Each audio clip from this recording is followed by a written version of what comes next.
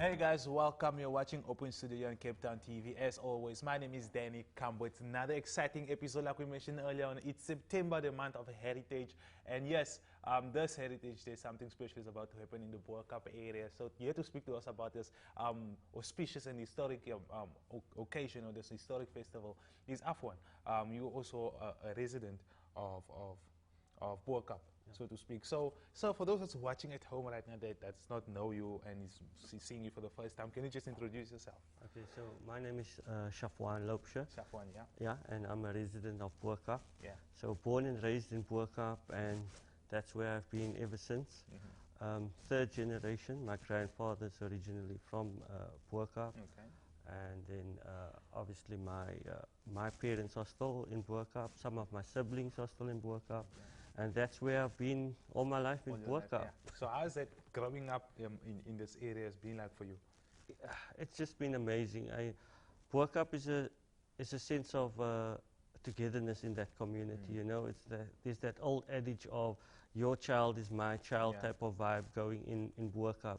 It's just a daily hive of activity. Everybody's always looking out for each other. Me growing up in Bo-Kaap is it was just amazing. You know, everybody knew each other because it's a tight-knit community. So basically everybody knows almost everybody, or you even related to most of the people in Bo-Kaap, because there's only 2 primary schools within Bo-Kaap. So it's either you go to the one or the other. So, but somewhere along the line your paths would cross, whether it be in sports, you know, or any other activities. And that has just been my childhood in Bo-Kaap. You know everybody, you grow up together, you make lifelong friends within Bo-Kaap. And obviously we must not forget the huge Islamic ethos associated with Bo-Kaap. So yeah, I'm obviously a Muslim, and growing up in Bo-Kaap has just been amazing in a sense of you were allowed to practice whatever your religion was. So yeah, I think in a nutshell, you know, Bo-Kaap, just growing up in Bo-Kaap has been amazing. Yeah. So do you know any history of Bo-Kaap? You know why it came about and what happened? Yeah. So I think I know enough enough history about Bo-Kaap, but to give a slight synopsis of it, you know, in the earlier days, the earlier settlers obviously reached the shores of Cape Town, and obviously they engaged with the indigenous people of that time, which used to be the Khoisan. But to some historians, according to some historians, you know, the Khoisan at that time gave a little bit of opposition towards the settlers of that time. So they weren't prepared to work for those Dutch masters, as we can call it, that came to our shores in the earlier centuries. So the settlers of that time obviously then brought in slaves from Asian countries, Middle Eastern countries, places like Malaysia, Indonesia, Java, and obviously other countries within from the African continent. And in a nutshell, that is how Bo-Kaap obviously, or Bo-Kaap started, basically because these slaves that were brought over from Malaysia, Indonesia, Java, those type of countries, they settled within the modern day CBD as we know it now, the Bo-Kaap precinct, that CBD area. It's obviously the settlers settled here close towards the shoreline, the docks, the ports, and the masters of those time used to live all in the CBD, and the slaves were then enslaved within the Bo-Kaap precinct. And that's why previously it used to be called the Malay Quarter, up until a few years that we've now changed the name to Bo-Kaap officially. But just a high-level history of Bo-Kaap, that is how it started. It used to be a slave enclavement, you know, that's where the slaves were housed. And that's obviously where Islam then obviously grew from that specific area. So yeah, that is just a synopsis, a short history of Bo-Kaap, how it started. And obviously it's just grown ever since. So now you must go back to, if you think of, there were slaves from African countries as well. So Bo-Kaap back in the days used to be a multiracial multifaceted type of environment. You had everything going, which it still is at the moment actually. We got a huge variety of people living in Bo-Kaap, and that is just how Bo-Kaap started initially. Yeah, because I was going to ask you, what is the difference, or in how is the connection between Bo-Kaap and the Malay? But now you just mentioned it, so that clears that out. So what we're actually here to speak about today is the festival happening in Bo-Kaap. So just to go in a bit of a history on that as well. What happened? Why are we celebrating this today? Yeah, so obviously Bo-Kaap, we know it holds a lot of heritage and cultural richness for the country at large, not just city of Cape Town. Obviously being Islam started from Bo-Kaap. You have the slaves that used to be there initially first, and obviously we're not too far from where the Group Areas Act started a couple of decades ago, you know. And that Bo-Kaap was obviously part of that entire transition. It's been through, it stood the test of time basically. And obviously heritage, it's something we have to celebrate. I mean, our South African legacies are quite diverse, and heritage is quite an important occasion to celebrate your heritage, your roots, and South Africa at large, we've got so many types of cultures and religions and diversity within our borders, and it's something we have to celebrate. And yes, Bo-Kaap is quite unique in some instances, and that's where we started to, you know, we need to celebrate this type of heritage. And obviously with the Heritage Day, an official public day granted to the residents or the citizens of South Africa, Bo-Kaap, we've always had some sort of activity on Heritage Day, but it's of late that we've now decided, you know, let's go bigger. We need to really showcase what is on offer from a Bo-Kaap perspective.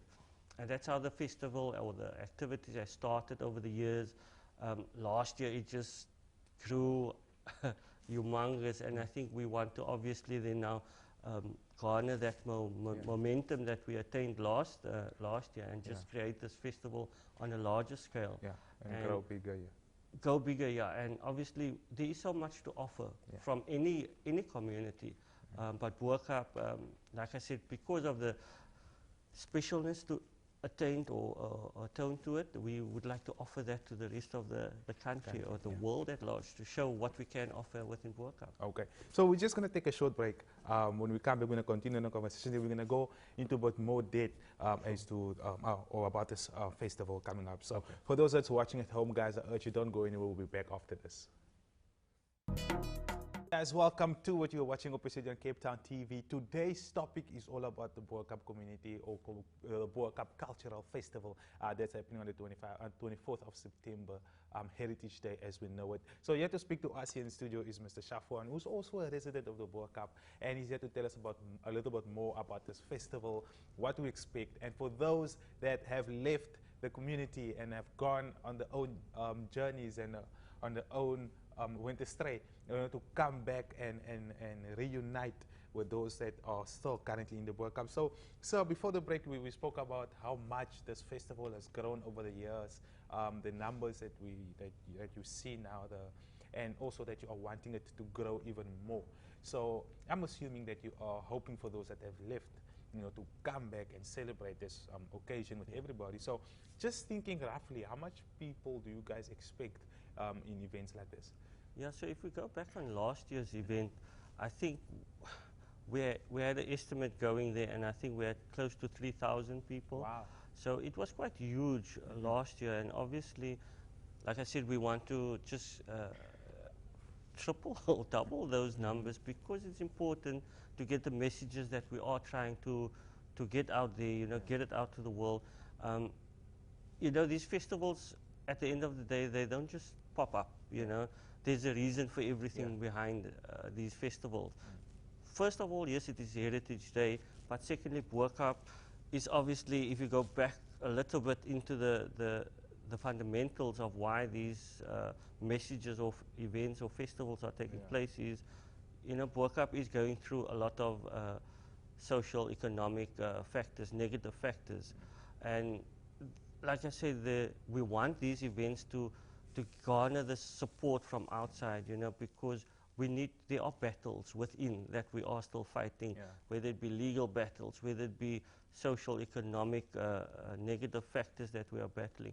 So we need support from outside people as so well. just tell us, what are these challenges that you're facing in the social economic sector? Yeah, so Bo-Kaap predominantly, remember it's like it's a middle to low incoming population, and I'm talking about the indigenous people, and indigenous I would mean hypothetically, well not hypothetically, I would mean the Malays, you know, we are a middle to low incoming population, and obviously we've seen the effects of gentrification and obviously property rates skyrocketing within Bo-Kaap. So those are the challenges that we obviously are faced with as a community, because we've got the effects, the negative effects of gentrification process taking effect within Bo-Kaap. And by that I mean, you know, you've got these huge developments coming into the area. You've got big businesses, investors doing their thing within our borders. And obviously that adds to the negative of the community in terms of the middle to low incoming population, because property rates, we know it's going to skyrocket, and those types of social economic factors, and that's where we struggle. So obviously we need, when I said we had battles within, are those type of challenges that we are faced with. So we obviously need maybe support from outside legal professions or even investors, you know, the land shortage which is gripped the entire country obviously, and we are also faced with certain aspects of that. Like you said earlier on, we want the people that has moved out to come back, you know, and some of these people that have moved out wasn't by choice, you know, it was because of the challenges that they were faced with, and they were forced to perhaps sell off their properties and move and obviously look for areas where it would be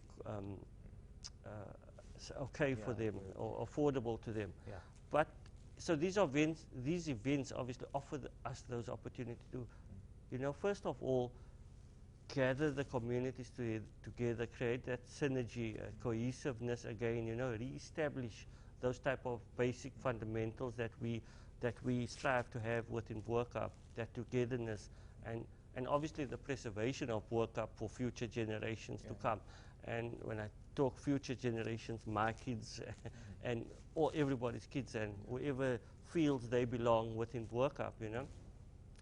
Having said that, Bo-Kaap is obviously not a closed border, inclusive for certain select, but obviously, you know, if you come from a certain area, you would love to continue living in those areas and obviously have your future, your offspring also enjoy the same benefits or life that you experience.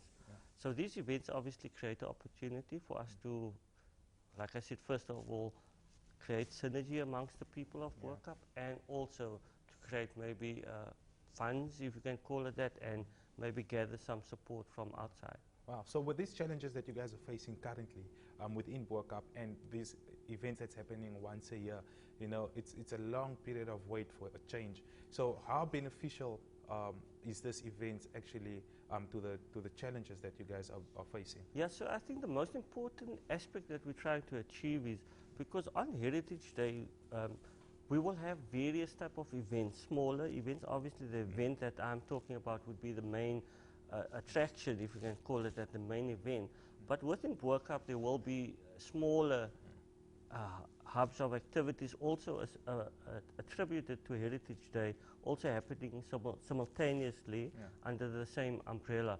So yes, maybe Heritage Day per se is long in between the day itself, but we also have smaller other events also across or throughout the year that we try and just create and maintain the momentum of these type of events. Yeah, and I mean, Bo-Kaap holds a huge history, you know, and it's one of the places within South Africa that has got a lot to tell, you know, based on what has happened in the past. So it's only fair that we try and keep this thing going. Correct. So within, you say they're trying to reach out to organizations that can come through, you know, and help those people that are living currently with a minimum to no wages or even resources at all. So how has that connection been so far with these organizations that are outside of Bo-Kaap? It's been quite positive actually at the moment. I mean, last year we went through quite a difficult period in the history of Bo-Kaap in terms of gentrification and protest action and all those type of negatives. But ever since then, we have seen quite a lot of support from outside and obviously from within, because I think people were awakened because of the events of last year that took place. So there's been quite a lot of positive spin-offs, and yes, we've definitely garnered quite a lot of support from outsiders, and this is obviously it attributes, or we can attribute some of our achievements of late to these type of help from other investors and individuals. Okay, so we're going to take another short break. This conversation is very interesting, rich in history, and also, guys, for those that's watching at home, if you were part of this history, it's only fair that you go back there and support this initiative on the 24th of September. So we're going to take another short break, guys. We'll continue our conversation when we come back, so don't go anywhere.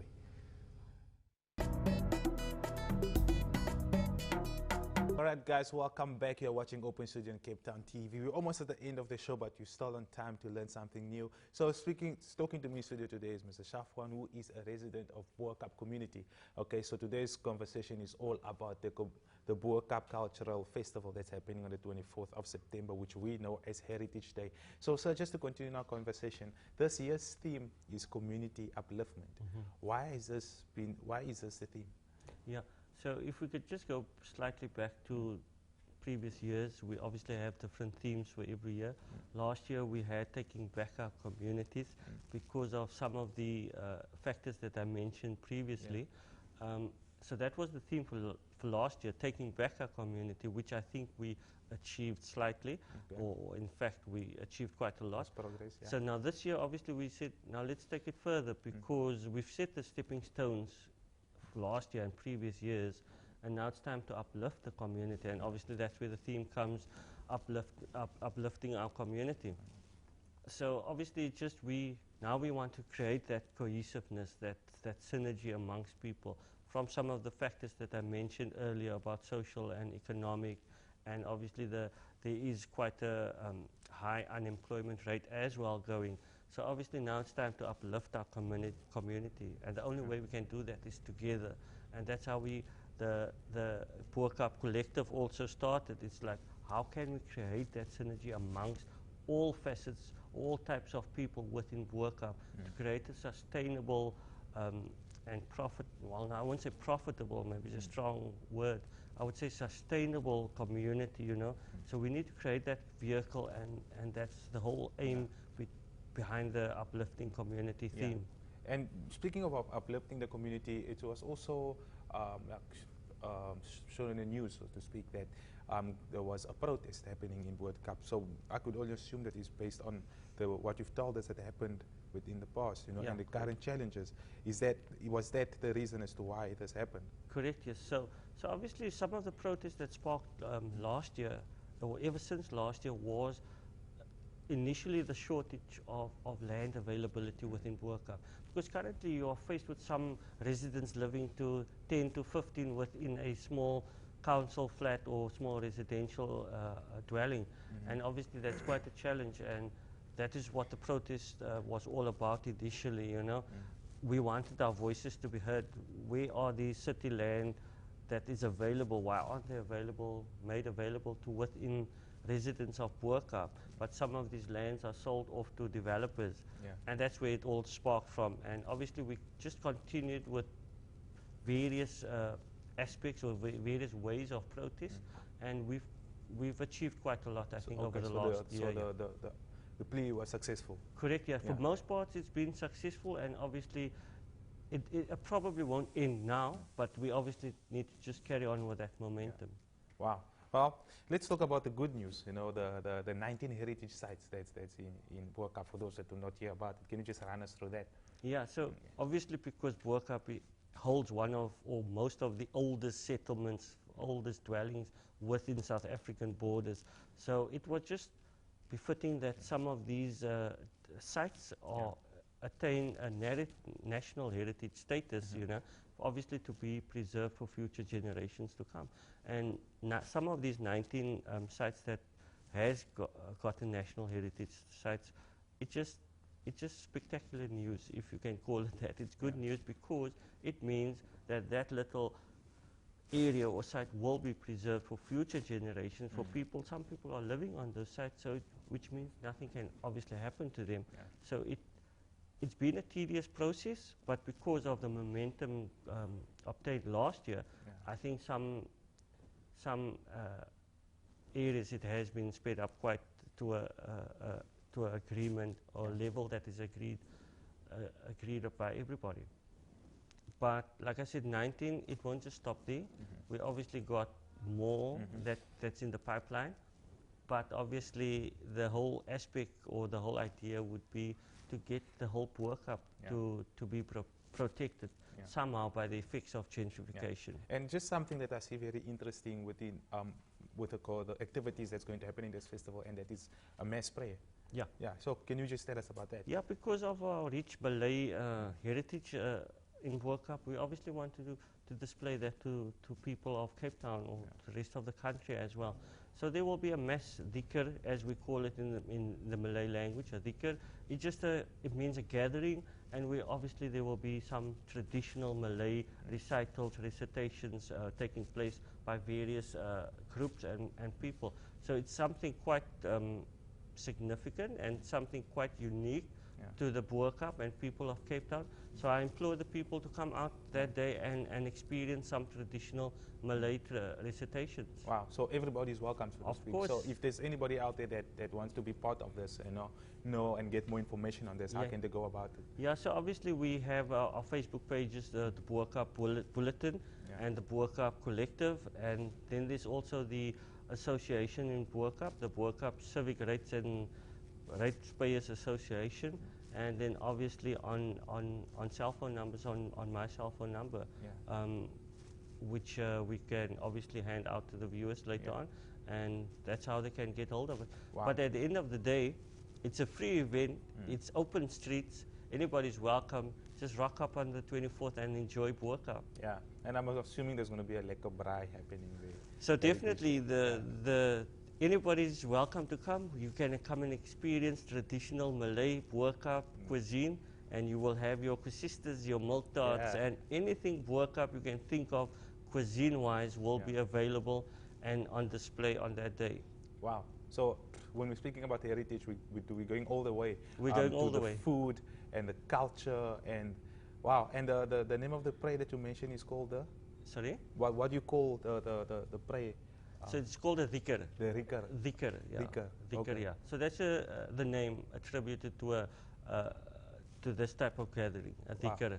Wow, Shafwaan, I must say, really, I did not know much about Bo-Kaap, but now I thank you for coming through and sharing this knowledge with us, this insight, and also inviting the Greater Cape Town to this, festival, to celebrate the Heritage Day, and also to celebrate Bo-Kaap. And like you mentioned, for those that has left, to come back and enjoy the day with everybody. So we unfortunately have come to the end of the show, but I thank you so much once again for coming through. And for those that's watching at home, thank you so much. If you are a Bo-Kaap resident, this was just for you. Go back there and enjoy your 24th of September with your family and also friends, reconnect and do what you used to do before. So my name is Danny Kambo from the Cape Town TV and Open Studio crew. I say thank you guys till next time. Bye-bye. Thank you so much.